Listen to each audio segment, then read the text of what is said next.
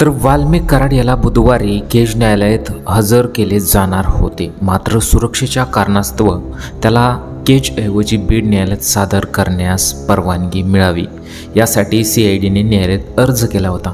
ही विनंती न्यायालयाने मान्य केली होती। मात्र वाल्मिक कराड याला केजवरून बीडकडे आणत असताना घडलेल्या एका प्रकाराची सध्या चर्चा चांगलीच रंगलेली आहे।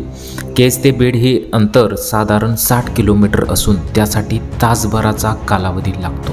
जर का यावेळेस आरोपींना शिक्षा झाली नाही किंवा आरोपी सुटले तर खरोखरच महाराष्ट्राच्या न्याय व्यवस्थेवरचा विश्वास उडणारच आहे। अशाच संतप्त प्रतिक्रिया बऱ्याच युजरांनी केलेल्या आहेत, कारण की आपल्या सर्वांना माहीत आहे की पैशापुढे माणूस काहीही करू शकतो आणि बड्या हस्तींना वाचवण्यासाठी जे राजकारण असतं, राजकारणीय नेते असतात, ते कुठल्याही थराला जाऊ शकतात। तर अशी घटना घडलेली आहे। आज आपण ती पाहूयात की त्यांना घेऊन जात असताना, वाल्मिक कराड यांना घेऊन जात असताना त्या 4 गाड्या नेमक्या कशा घुसल्या आणि त्यानंतर आता पोलीस म्हणतात की याचा तपास करणार आहोत। खरोखरच विचार करायला भाग पाडणारी ही एक बाब आहे। तर पोलिसांचा ताफा वाल्मिक कराड यांना घेऊन बीडला जात असताना अचानक त्यांच्या ताफ्यात 4 अनोळखी वाहने घुसली। आजूबाजूला पोलिसांच्या इतक्या गाड्या असतानाही 4 अनोळखी वाहने ताफ्यात घुसल्याने संशय व्यक्त केला जात आहे। एरवी पोलिसांच्या गाड्या दिसल्या की सामान्य लोक शक्यतो 4 हात लांबच राहणे पसंत करतात, तरी देखील या 4 गाड्या पोलिसांच्या ताफ्यात कशा शिरल्या याबद्दल सवाल निर्माण झालेला आहे। विशेष म्हणजे या 4 गाड्या पोलिसांच्या ताफ्यात घुसल्या तशा सही सलामत बाहेर सुद्धा पडल्या।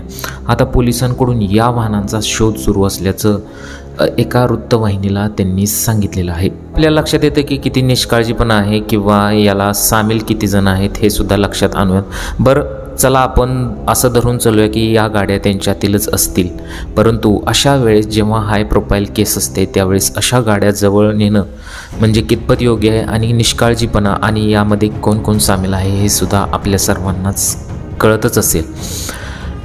तर वाल्मिक कराड यांच्यावरील कारवाईनंतर बीडच्या काही भागांमध्ये तणावाचे वातावरण आहे, हे सर्वांना तर माहीतच आहे। वाल्मिक कराडवरील खोटे गुन्हे मागे घ्यावेत अशी मागणी बुधवारी पांगरी गावात आक्रमक झालेले काही लोक तुम्हाला पाहायला मिळाली।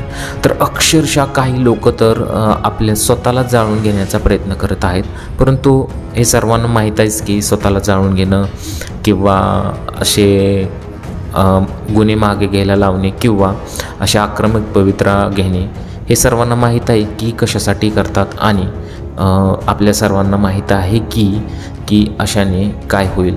या ज्या गाड्या घुसल्या होत्या याबद्दल कोणीच काही बोलणार नाही। यांना ही बाब छोटीशी वाटत असेल किंवा याच्याकडे अनेक लोक दुर्लक्ष करणार, परंतु या छोट्या छोट्या गोष्टी खरंच मॅटर करत असतात आणि ही एक हाय प्रोफाईल केस आहे, त्यामुळे पोलिसांनी किती दक्षता घेतली पाहिजे।